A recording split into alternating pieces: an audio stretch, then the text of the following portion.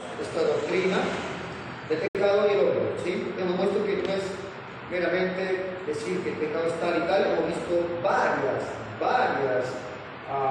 cosas importantes de esta doctrina. Yo le entregué la semana pasada un documento de preguntas y respuestas llamado como catecismo se llama, ¿ya? Es un documento teológico que tiene preguntas y respuestas. Es una forma pedagógica de poder ir resumiendo una doctrina. Bueno, voy a tomar una pregunta de esas que le entregué, la pregunta número 15. ¿Bien? Yo quiero cerrar el día de hoy esta doctrina hablando del castigo de pecado. Solo de varias cosas, ¿no? Ya hasta acá hemos hablado del alma, hemos hablado de cómo se compone el hombre, su estructura, su naturaleza, la relación histórica con el pecado, la confesional, la escritural. Hemos visto qué resultó del pecado de Adán: culpabilidad y corrupción, ¿verdad? La culpabilidad fue quitada de todo verdadero creyente cuando fue justificado por Jesucristo. Sin embargo, algo aún persigue, es la corrupción. Sin embargo, también tenemos al Señor, que ha concedido su Santo Espíritu, para que en esa habitación podamos también nosotros presentar una lucha ante el pecado. Hemos distinguido lo que es pecado original, lo que es pecado real, lo que es pecado actual. Hemos visto lo que es pecado remanente. Terminaríamos esta doctrina hablando del castigo del pecado. Cito la pregunta 15. Si no tiene, no se preocupe, ya en casa usted lo puede pasar. Lo tiene el documento, si no me lo pide, que aún ha quedado. ¿Cuál es la pregunta? Recuerden, cuando Adán cae, cuando Adán peca, viola el pacto de obras, de manera que toda la raza humana en Adán también viola ese pacto de obras. Así que el hombre nace en pecado. ¿Eso qué significa? Que nace por dos aspectos, ¿verdad? Culpabilidad original y corrupción original. Hemos hablado bastante de la culpabilidad, ¿no? Que es por imputación. La corrupción, o sea, nuestra naturaleza corrupta, tiene un contexto. El contexto, la pregunta es: ¿cuál es el contexto de esta corrupción? Y cito al párrafo 4, capítulo 6, capítulo de Felipenses. De esta corrupción original, o sea, con la que nacemos todos nosotros, por la cual, dice, estamos completamente indispuestos, incapacitados y opuestos a todo bien, y enteramente inclinados, o sea, propensión, inclinados a todo mal. Proceden en sí todas las transgresiones. O sea, el contexto, hermano, de la corrupción del hombre, la cual nacemos así corruptos, es la incapacidad total. Ahora, ¿a qué nos referíamos con que el hombre es incapaz? ¿En qué sentido el hombre es incapaz? No solamente, hermanos, estamos propensos al mal, o sea, no solo somos inclinados al mal, sino que esa misma inclinación nos incapacita para buscar a Dios. Es decir, queremos lo malo, aborrecemos lo bueno. Yo cité 4 afirmaciones de la Escritura para sostener esta doctrina llamada también depravación total. En resumen, la primera afirmación de la Escritura es que la Escritura afirma que el hombre natural, es decir, no regenerado, es esclavo del pecado, muerto en sus pecados y delitos, está ciego a la verdad de Dios. Por ejemplo, Juan 8, versículo 34 nos dice ahí, el Evangelio, Jesús le respondió: en verdad os digo que todo el que comete pecado es esclavo del pecado. Pablo dice en la carta de Efesios 2, versículo 1, y él os dio vida a ustedes. ¿Cómo estaban ustedes? Dice Pablo: estabais muertos en vuestros delitos y pecados. O sea, lo terrible de la condición del hombre es que el hombre ni siquiera se da cuenta de su incapacidad. El hombre no percibe que está inclinado al mal y tampoco percibe que está incapacitado de gustar a Dios. Segunda afirmación de la Escritura, el hombre no tiene la capacidad de agradar a Dios o hacer su voluntad. Es decir, esta corrupción, esta naturaleza de pecado en el hombre no puede mejorarse. La disposición al mal siempre está. Pastor, aún en el creyente, hay una disposición al mal. Pablo lo explica indicando que hay una lucha, una ley en su carne. Pablo dice, yo quiero hacer el bien. ¿Por qué puedo? Ahora, puedo y quiero porque habita en él que es el espíritu. Sin embargo, dice, encuentro una ley y no quiero y no me permite cuando quiero hacer la voluntad de Dios. Ahora, Pablo lo dice mucho mejor, Romanos 8, versículo 7, Pablo lo dice de esta manera: por cuanto los designios de la carne son enemistad contra Dios, porque no se sujetan a la ley de Dios. Ahora, lo que sigue pues es terrible, es la condición incapaz del hombre. Dice, ni tampoco puede, no quieren sujetarse a la ley de Dios y tampoco pueden hacerlo. Los que viven según la carne no pueden agradar a Dios. Tercera afirmación, la Escritura afirma que nadie quiere o puede recibir a Cristo o venir a Dios si Él no le trae. Nadie puede recibir a Cristo, nadie puede venir a Dios si el Padre no le trae. Muchos todavía piensan que tal vez Dios dejó en el hombre natural un poquito de capacidad para que él solito venga algún día a Dios cuando él quiera o cuando sienta la emoción de hacerlo. Ahora, la Escritura, ¿qué dice al respecto? Niega esto de forma enfática, porque la corrupción, como ya hemos dicho, el hombre no percibe su incapacidad, no quiere y no puede. Y nadie vendrá a Cristo si el Padre no le trae. Dice Juan 6:44, nadie puede venir a mí si no lo trae el Padre que me dio. Y yo lo levantaré en el día final. Luego dice más adelante, todo lo que el Padre me da, vendrá a mí. Al que viene a mí, de ningún modo lo echaré fuera. Ven ustedes la ecuación divina. No hay más que eso. El Padre es el que trae para que llegue a Cristo. Y cuarta afirmación, la Escritura, hermanos, afirma que la voluntad del hombre no es la que determina la aplicación de su salvación. ¿Qué es lo que dice, hermano, la Biblia con respecto a quienes van a ver el reino de Dios? A los que nacen de nuevo. Pregunta, hermanos, ¿alguien escoge nacer en el ámbito natural? No. Nadie de ustedes escogió nacer. Yo no escogí nacer en el ámbito natural. Así es en el ámbito espiritual. No es algo que usted escoge, es algo que depende de Dios. Usted no escogió nacer de nuevo, usted no quería y tampoco podía. Dios le concedió a usted fe, arrepentimiento, para que luego de nacer usted pueda abrazar al Señor Jesucristo. Dice Santiago 1:18, en el ejercicio de su voluntad, Él nos hizo nacer. Él nos hizo nacer por la palabra de verdad para que fuéramos las primicias de sus criaturas. Entonces, amado hermano, está claro la incapacidad total del hombre. El hombre de sí mismo no puede ni quiere salir de su estado pecaminoso. El hombre no puede de sí mismo restaurarse a un estado de santidad. El hombre por sí no puede recuperar la imagen de Dios. Ya expliqué en qué sentido me refiero. Ahora, hermano, este es el contexto de la corrupción. El hombre es incapaz. Ahora, ¿cuál es la razón de esa incapacidad? La voluntad corrompida y el libre albedrío viciado. Repito, Acabo de poner el contexto de la corrupción.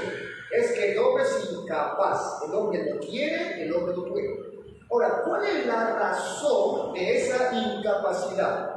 La voluntad corrompida y el libre albedrío viciado. Y aquí, capaz que alguno que me escucha se va a arañar cuando hable de libre albedrío, pero debo citarlo antes de pasar a lo que es el castigo del pecado, hermanos. El término libre albedrío, si rebuscamos un poquito en la palabra original, porque pasa algo, a veces uno discute de una definición que no es la que se ha discutido históricamente. ¿Qué es lo que pasa con el término libre albedrío? La discusión actual no es la misma en definición que la antigua. Así que el término libre albedrío viene del original autexousia. Ahora, esta palabrita usada antiguamente se refería a lo que es autodeterminación, a lo que es dignidad propia, o hoy mal llamado autoestima, o se refería a ser dueño de uno mismo. Ahora, esta palabra no se encuentra en la Escritura, pero el libre albedrío en la antigüedad no se discutía en los términos que se discuten actualmente. Hoy el significado es diferente, pero lo correcto es buscar lo que significa el término para saber si realmente estamos hablando de lo mismo o no. El significado original apuntaba a autodeterminación, dignidad propia, falsamente llamado autoestima, o ser dueño de uno mismo. Ahora, este término solamente se solía usar porque era apropiado usarlo cuando se refería a Dios.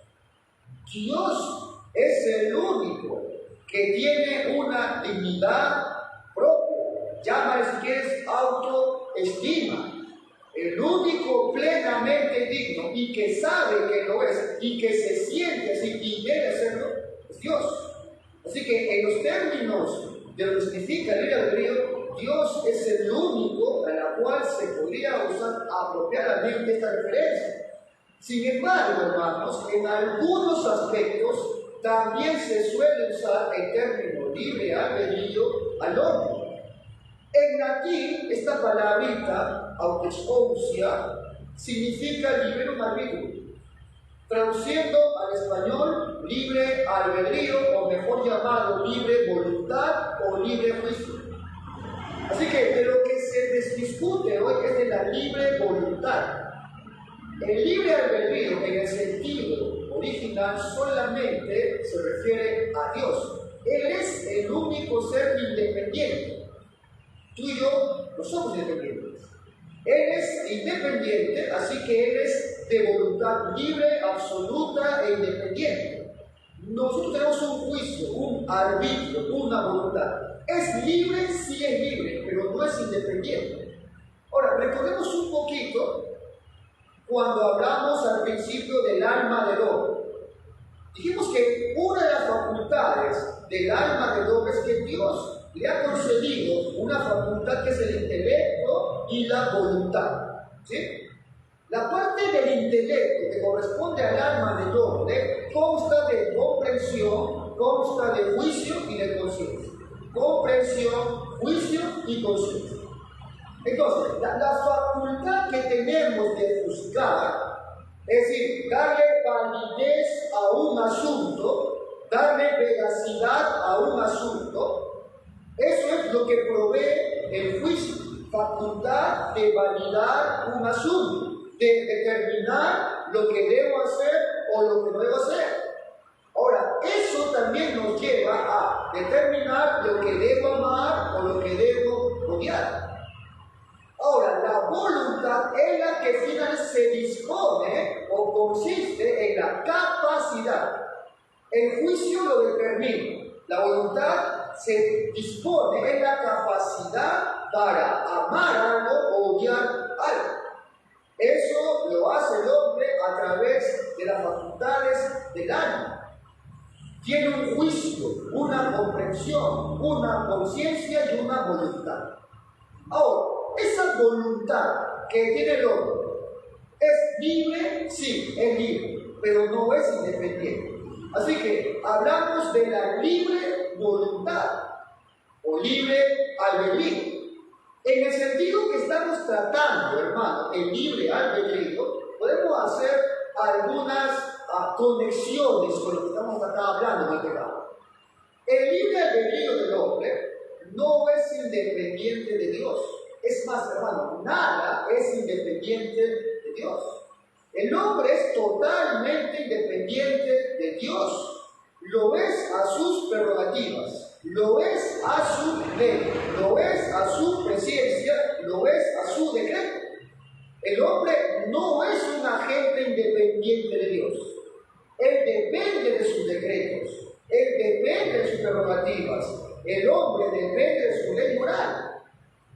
El libre albedrío no es independiente de Dios. Nada es independiente de Dios. Segundo, la voluntad no funciona independientemente del juicio y del intelecto. La voluntad es la capacidad para realizar lo que el juicio determinó que el intelecto comprendió.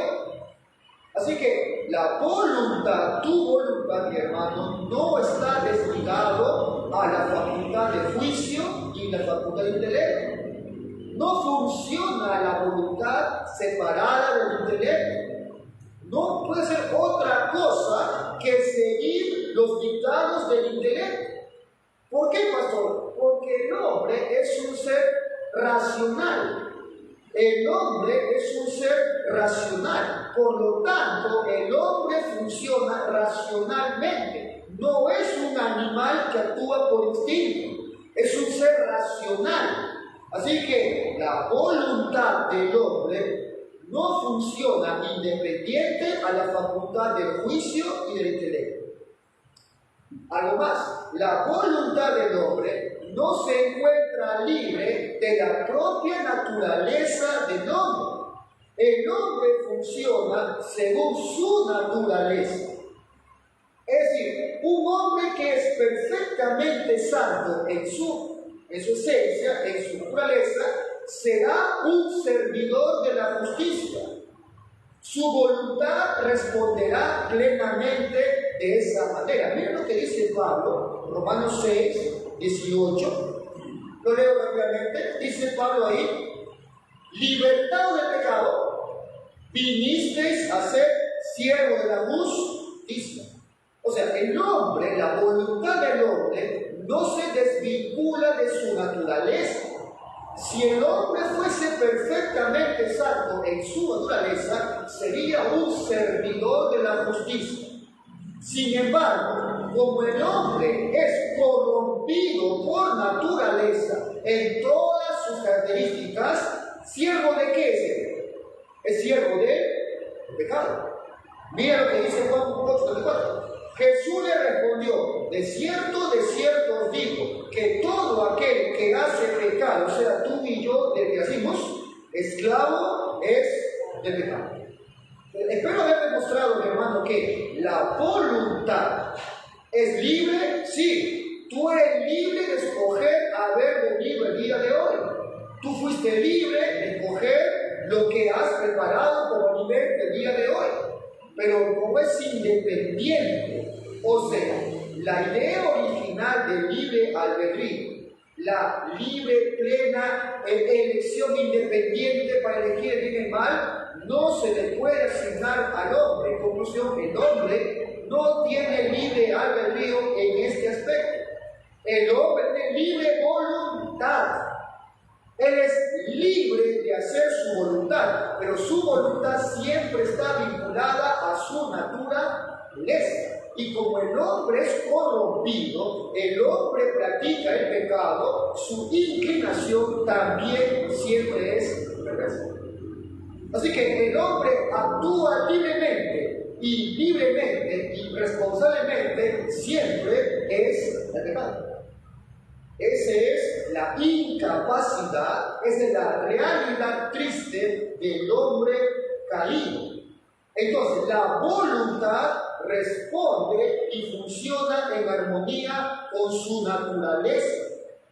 Un hombre santo en naturaleza, una voluntad santa. Pero un hombre corrompido en su naturaleza, una voluntad pecaminosa. Sin embargo, a pesar, hermano, que la voluntad está sujeta a estos parámetros que acabo de nombrar, sigue siendo libre. Así que la voluntad del hombre es libre, amén, así es, sí, pero no es independiente. No es independiente. Es libre, voluntad, pero nunca es independiente. Está ligado a la naturaleza del hombre. Y como el hombre, hemos demostrado ya, nace corrompido su voluntad, aunque sea libre, siempre está inclinada al pecado. Entonces, la voluntad es una consecuencia necesaria.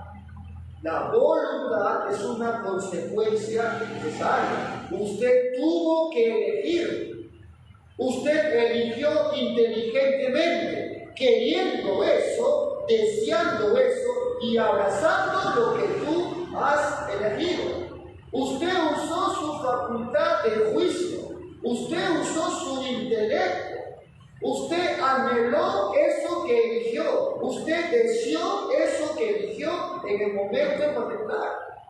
Esa es tu libre voluntad. Ahora, hermano, con todo este contexto que he intentado poner acerca del hombre, su incapacidad y su libre albedrío, la pregunta es el hombre entonces tan esclavo del pecado, es tan esclavo que no quiere otra cosa y no puede querer sino vivir en pecado? ¿Puede el hombre querer convertirse a sí mismo?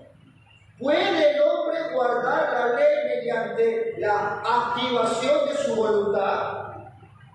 ¿Retuvo el hombre pecador suficiente habilidad natural para permitirle arrepentirse genuinamente?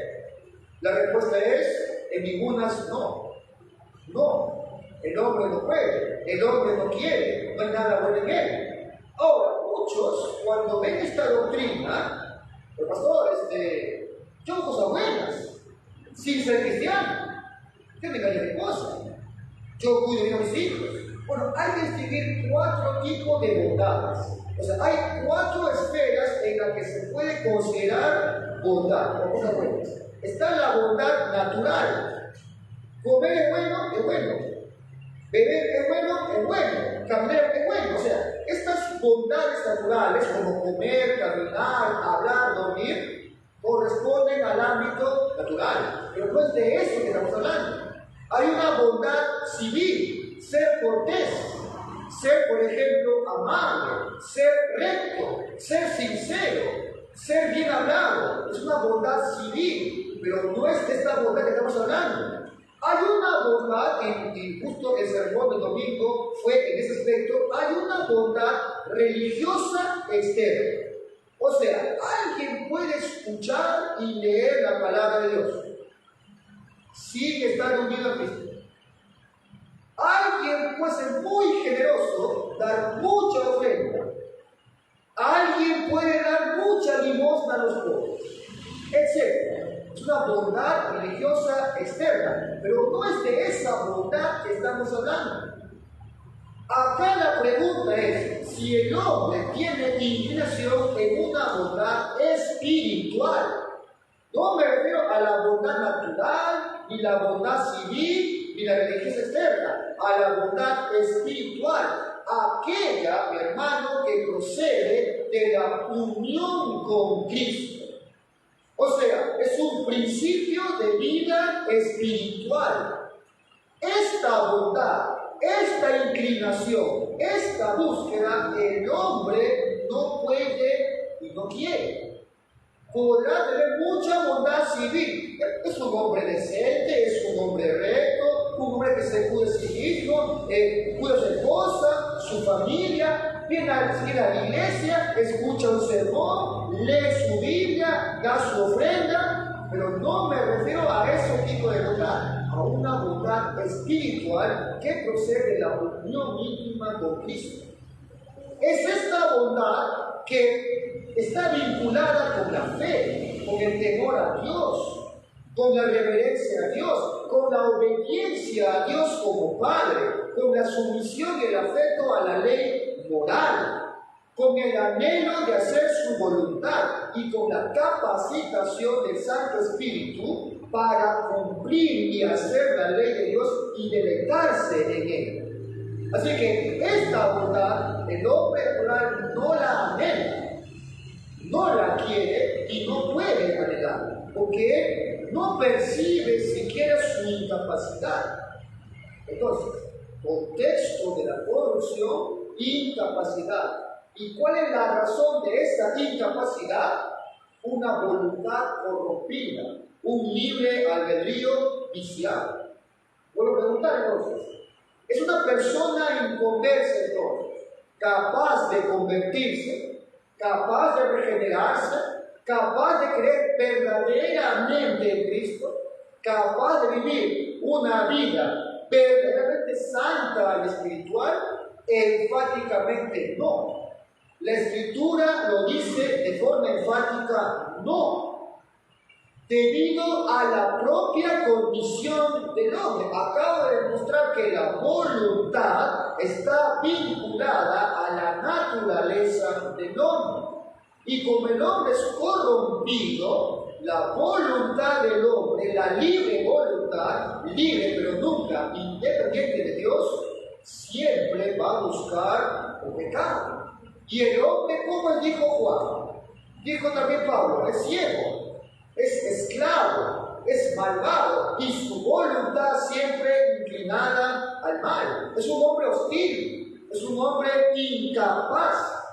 No está dispuesto a someterse a la ley de Dios. O sea, está espiritualmente muerto, hermano. Eso lo hemos demostrado. Romanos 8, otra vez, versículo 7. Por cuanto los designios de la carne, ¿cómo son? Enemistad, ¿contra quién? Contra Dios. ¿Por qué, hermano? Porque no se sujeta a quién? A la ley de Dios, ni tampoco puede. Ni tampoco puede. Entonces, viendo el panorama de la incapacidad del hombre, viendo que aún su voluntad está viciada, es libre, pero no es independiente de Dios. Esa voluntad, debido a su naturaleza, está corrompida, está viciada. O sea, es un panorama aterrador. Ahora, falta algo más. Si todo esto ya es duro, falta hablar del castigo del pecado. O sea, he ahí el hombre, hermano, en una condición terrible, desesperante. Ahora hablemos del castigo del pecado. La palabra castigo deriva de un término latín poedo, de la cual es pena. Así que pena es como decir castigo. Pena denota un sufrimiento infligido a causa de alguna transgresión. Pena o castigo presupone algo, hermano, que hay una criatura racional sujeta a una ley. ¿Sí? Hay una criatura que es racional sujeta a una ley. Como transgredió esta ley, hay una pena. Le va a ser infligido un sufrimiento a esta criatura que es racional, o sea, es responsable de lo que ha hecho, y hay una ley que no pudo cumplir. Ahora, hermano, todo castigo, ¿de dónde viene el castigo? ¿De quién posee el castigo? ¿Del diablo? No. Todo castigo justo y santo, ¿de quién procede? Procede de Dios. Él castiga como juez justo. Él castiga como juez justo. Dice Pablo, Romanos 1, 8, porque la ira de Dios se revela desde el cielo contra toda impiedad e injusticia de los hombres. Luego sigue Pablo exponiendo la culpabilidad del hombre y dice, para el día de la ira y la revelación del justo juicio de Dios, el cual pagará a cada uno conforme a sus obras. O sea, te hace responsable de la pena y del castigo que habrá de venir conforme a sus obras. Ahora, cuando uno revisa el Antiguo Testamento en especial, encuentra que la forma de castigar de Dios, Él se ha servido de diferentes medios y aún criaturas. El sol, por ejemplo, la luna, estrellas, ángeles, demonios, ejércitos, hombres. Él se ha servido de diferentes medios para llevar esa pena y el castigo. Ha usado la lluvia, usó el viento, Asiria. Ha usado muchos medios para infligir castigo. Entonces, ¿por qué hablamos del castigo? Porque hablar del pecado, hermano, como ya lo hemos explicado antes, el pecado es la causa y razón de ¿qué? Del castigo. La paga del pecado es muerte. 2 de Romanos. La paga del pecado es muerte. Jeremías 2, versículo 19, muy brevemente, dice en la primera parte: tu propia maldad te corregirá y tus rebeliones te reprenderán. Santiago 2 dice: porque cualquiera que guardare toda la ley, pero ofendiere en un punto, se hace culpable ¿de cuántos? De todos. Así que todo pecado es un rechazo completo a Dios. Todo pecado es una oposición absoluta a Dios. Y Dios, en esa condición natural del hombre corrupta y culpable, le hace eternamente culpable a ese pecador. Ahora, para comprender bien esta realidad del castigo, vamos a separar, a clasificar los tipos de castigo, para que veas bien tú, mi hermano, cuál es la condición y la bendita gracia que te ha librado de todo esto. Pueden ser castigos naturales o castigos positivos. Castigos naturales o castigos positivos. Cuando me refiero a castigos naturales, me refiero a un resultado natural del pecado. O sea, es un resultado esperado y natural del pecado, de la cual los hombres no pueden escapar. O sea, hay consecuencias naturales que el hombre no puede escapar por su pecado. El hombre no va a poder evitar esa consecuencia natural por su pecado. Hermano, escucha esto. Aún el arrepentimiento y aún el perdón de Dios muchas veces no te sirven de las consecuencias naturales de tu pecado.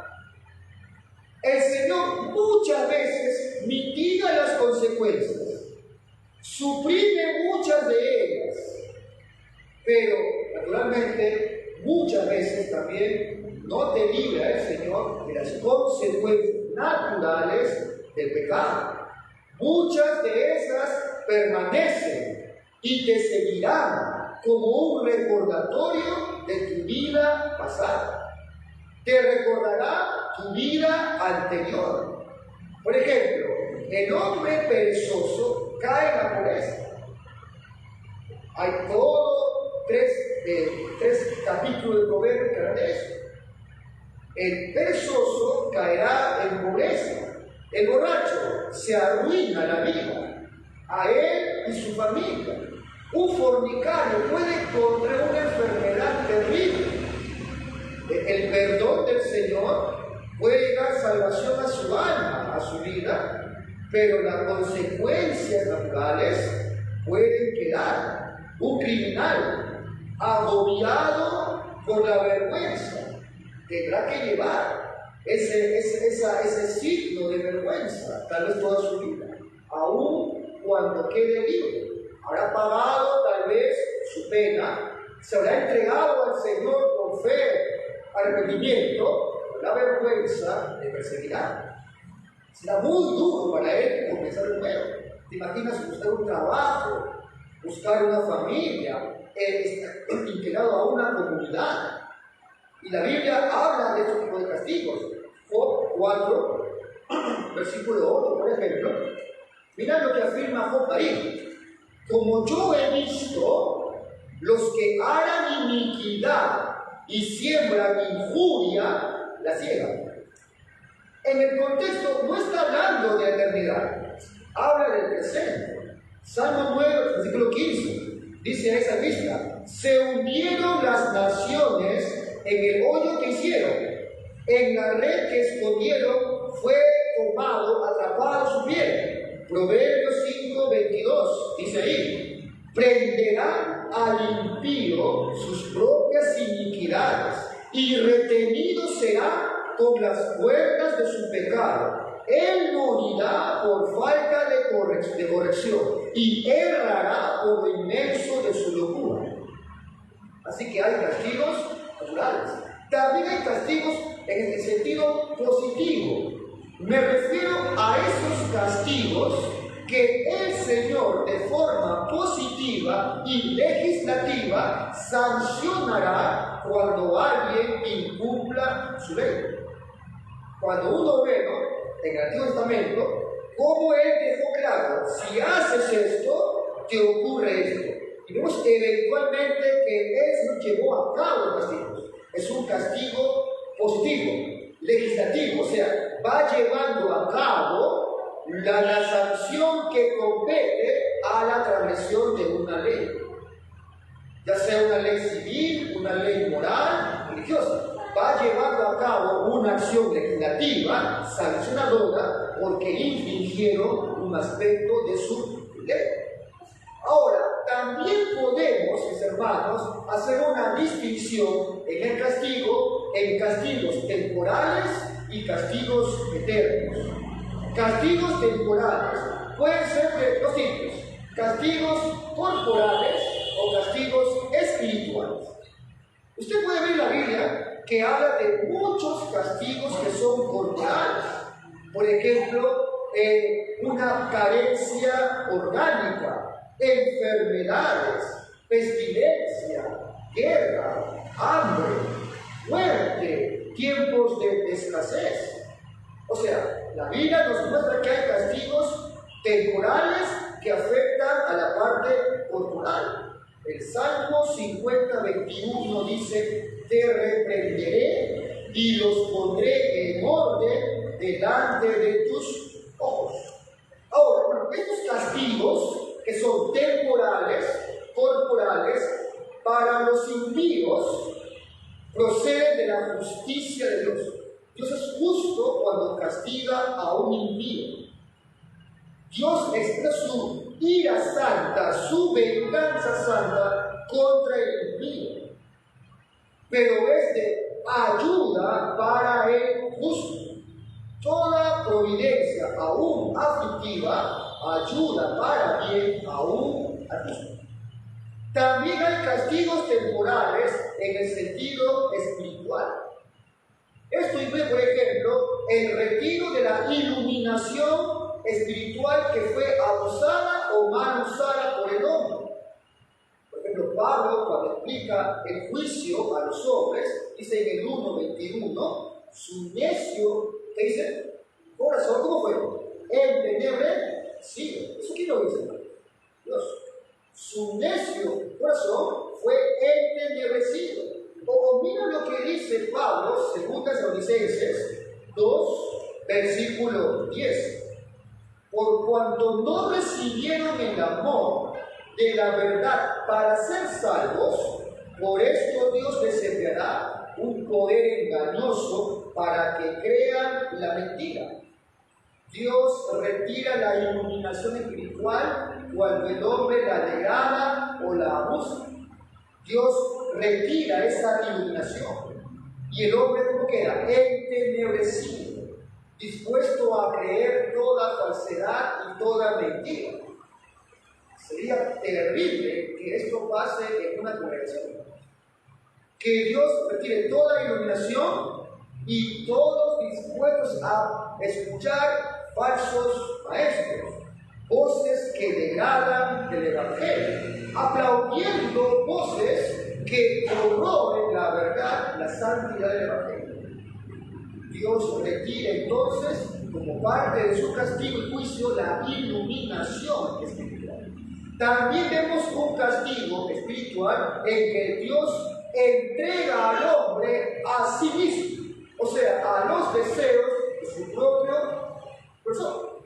Y esto hace que el hombre vaya de pecado en pecado, o sea, vive una vida de pecado. Salmo 81 dice el versículo 11 y 12, pero mi pueblo no escuchó mi voz, e Israel no me quiso a mí. Los entregué, pues, a la concupiscencia de su propio corazón y anduvieron en sus propios consejos. O esta palabra de Pablo a los romanos en el 1:24, por lo cual también Dios los entregó a la inmundicia por las concupiscencias de su propio corazón. Y uno más, Dios también como castigo y juicio endurece el corazón. Vemos en Faraón, ¿verdad? Vemos cómo Dios ahí en el Éxodo 7, Dios endurece el corazón para que Faraón endurezca el suyo. O sea, Dios permitiendo que el pecado mismo sea el que dé la factura del pecado de Faraón. Pero esto es en sentido temporal. Y nos queda hablar de otro aspecto del castigo, el castigo eterno. Hay muchas formas como la Biblia habla del castigo eterno. Le llama muerte, le llama segunda muerte, le llama infierno, le llama pena eterna, le llama fuego del infierno, le llama fuego eterno, o simplemente se expresa por aquel lugar donde el injusto soportará el castigo eterno, el tormento eterno, o sea, lago de azufre y fuego o infierno. El término infierno, entonces, es el que resume esto del castigo eterno. Ustedes saben que el término infierno, ¿verdad?, viene de dos términos griegos, Hades y que en el hebreo es Seol. Que él en especial sí figura en la Biblia, tiene toda una historia que refiere, ¿no? Era aquel lugar, el monte de Enón, donde se hacía algo aberrante, ¿no? Donde se hacían sacrificios. Los judíos mataban a sus hijos como entrega a sus dioses. Josías luego reforma la liturgia y parte del servicio y destina ese lugar como un lugar donde el pueblo tiraba todo desperdicio o aún cuerpos muertos. Así que en ese lugar continuamente se quemaban cosas. Esa era la idea, la fijación que tenían los judíos acerca del que era. Es ese monte de Enón derivó luego al término que era. O sea, en la idea de los judíos, el que era, infierno, era un lugar que siempre ardía, un lugar de dolor, un lugar de muerte. Ese término traducido infierno. Pues, hermanos, ¿y cuánto dura aquel castigo del infierno? La respuesta es infinitamente. Ahora, muchos, ¿verdad?, han intentado objetar ante esto. Pero, pastor, ¿es posible que la misericordia de Dios pueda permitir que sus criaturas sean atormentadas eternamente? Pastor, tal castigo no es desconsonante con su bondad. ¿Por qué un castigo eterno para un pecado temporal? ¿Que acaso el amor del Señor, su justicia, debe ser satisfecha con un castigo eterno de esta envergadura? Cuando respondemos a esas objeciones, a esas preguntas, que esta pregunta es el resultado de la ignorancia acerca del carácter justo y santo de Dios. Y sobre todo, ignora lo que es el pecado. Ignora la naturaleza del pecado. Ignora lo que es la incredulidad a la palabra de Dios. La misma Escritura habla en términos de castigo eterno. ¿Quién es el hombre para argumentar en contra de esto? Así que el carácter justo del Señor queda demostrado cuando Él sanciona eternamente pena y castigo el pecado. Has ofendido a un ser infinitamente santo, infinitamente digno. El castigo debe ser infinitamente justo. Así que el castigo y la pena es eterna porque eso da gloria a Dios. Dios gana gloria, en el sentido de su justicia, cuando aplica este castigo eterno. Ahora, hermano, ¿en qué consiste esta pena eterna? Esta pena eterna consiste en dos cosas: privación y sensibilidad. Ojo con esto: privación y sensibilidad. Ese condenado tendrá una existencia eterna. Sin embargo, no solo será privado de bien, sino que estará sensible ante esa privación. O sea, él extrañará eternamente todo lo que significaba para él felicidad, toda luz, toda comunión con Dios, toda paz, todo descanso, toda alegría, todo amor. Él extrañará lo que despreció en la vida. Él será privado de toda cosa buena que Dios en su misericordia le concedía, le dejaba disfrutar en esta vida. Él extrañará todo esto. Así que ese condenado seguirá existiendo, y acá usamos lo que hemos aprendido: el alma, facultades, racionales. Él será destrozado de su cuerpo, su alma que tiene, intelecto, es algo racional. Ese condenado eternamente será una criatura racional. Será una criatura racional. Él reconocerá lo que significa estar sin Dios. Él será privado entonces de todo goce temporal y será consciente de esa privación. Él no podrá encontrar satisfacción nunca más. Nunca hallará satisfacción en sí mismo. Estará en esa condición horrible. Esa condición es eterna, interminable. O sea, nunca más podrá disfrutar lo que es la satisfacción, lo que es el refrigerio.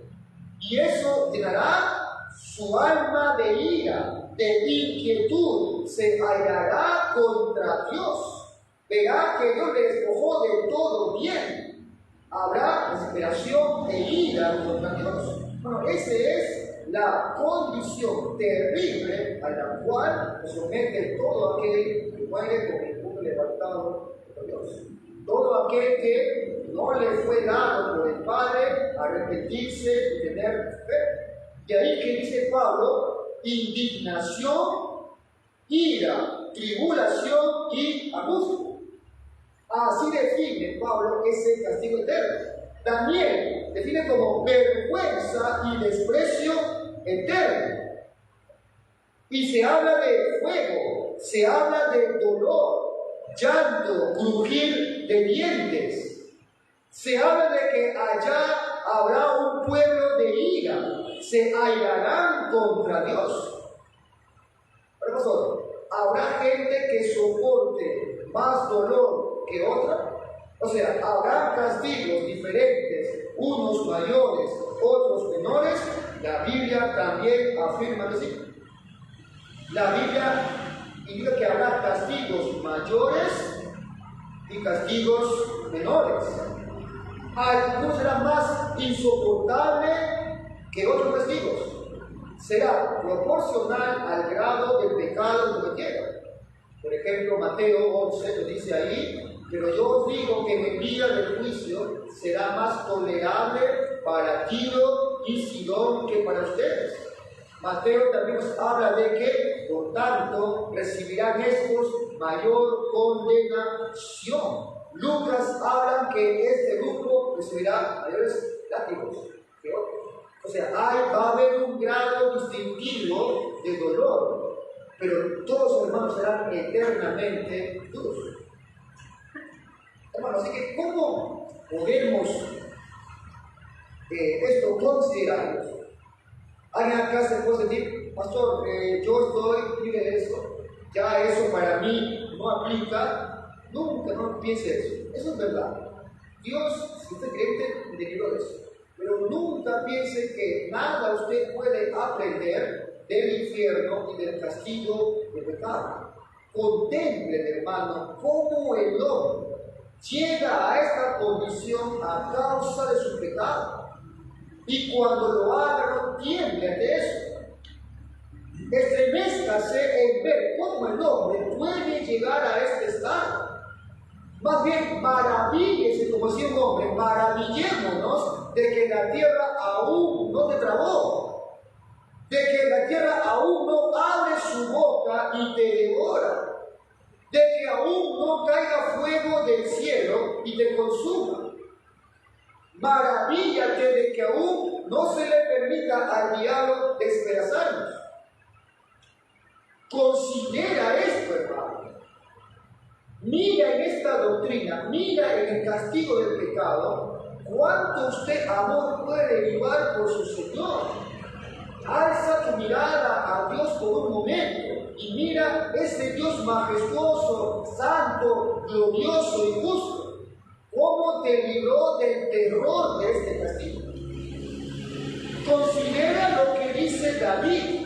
Mira lo que dice este hombre, porque tú no eres un Dios que se complace en la maldad, ni el mal morará contigo, los insensatos no estarán delante de tus ojos, aborrecerás a todos los que hacen iniquidad, destruirás a los que hablan maldad, el Señor aborrecerá al hombre sanguinario y engañador. Mira lo que te dice el apóstol Pablo, mas a los que no obedecen a la verdad, indignación, ira, tribulación y angustia vendrán. Considera cómo los hombres de la Escritura sí meditaban en esto, hermanos. Ellos meditaban y derivaban de ello mayor amor al Señor. Creyendo. Permíteme indicarte cómo se expresa Dios acerca de esto. Dice, por ejemplo, en Salmo 36, como dijo al principio, tú eres de temer. Mira cómo se dirige a ese Dios, hay que temer. ¿Quién puede estar delante de tu vista una vez que estás enojado? Mira lo que dice el Salmo 90. ¿Quién conoce el poder de tu ira? ¿Quién conoce el poder de tu ira? Hebreos 10, ¿qué dice? Horrenda cosa es caer en manos del Dios vivo. Hermano, también considera la tristeza, la ansiedad, cuando los santos de la Biblia notaban el enojo del Señor. Por ejemplo, mira cómo oraba David. Decía, Señor, no me reprendas en tu ira, ni me castigues en tu furor. Mira Jeremías cómo clamaba. Él prefería soportar cualquier cosa, pero él tenía algo a la ira de Dios. Él rogaba, Señor, no me seas un terror. Mira a Job, hermano. Mira a Job cómo exclamó lo siguiente: porque los dardos del Todopoderoso están dentro de mí, cuyo veneno bebe mi espíritu, los terrores de Dios se han puesto en orden contra mí. Y mira cómo el salmista lo dice claramente. Mira lo que dice: tu furor de ira ha venido sobre mí, tus terrores me han destruido. Hermano, los hombres de la Biblia consideraban esta doctrina. Miraban con terror, miraban con temor lo que es el castigo del pecado. Lo miraban y podían derivar de eso mayor amor por el Señor. Bueno, esta doctrina Pastor, usted sabe, sí sabe lo que es. Pero esto debe ser considerado. Señor, te agradecemos hasta acá por haber ayudado a tu pueblo a poder terminar esta doctrina del hombre y el pecado. Danos, por favor, sabiduría ahora para aplicar estas doctrinas, tanto el pecado y todo lo que es la antropología bíblica, para aplicaciones pastorales, para poder, Señor, unir estas doctrinas y poder, Señor, dar respuesta ante la demanda de la razón de la esperanza. Quiero, por favor, en esta labor, pero en especial, Señor, hoy, permítenos meditar en el castigo del pecado. Si alguien todavía no ha comprendido que aún sus pecados, aún luego de ser regenerado, tiene consecuencias, Señor, repréndele, exhórtale, que pueda notar, mi hermano, que aún sus pecados actualmente tienen consecuencias. Hay castigos temporales, hay castigos naturales. Las consecuencias naturales de su maldad le seguirán, le alcanzarán. Señor, y a pesar de que a los creyentes le has librado del castigo eterno, te ruego, Señor, que nadie aquí pueda desvincularse del terror que significa caer en las manos de un Dios vivo, para que pueda, Señor, mirar sus pasos, temerte con más reverencia, orar con más celo, estar pendiente, Señor, de sus pasos, de sus palabras, de cómo caminan. Señor, trae temor a la vida de sus manos.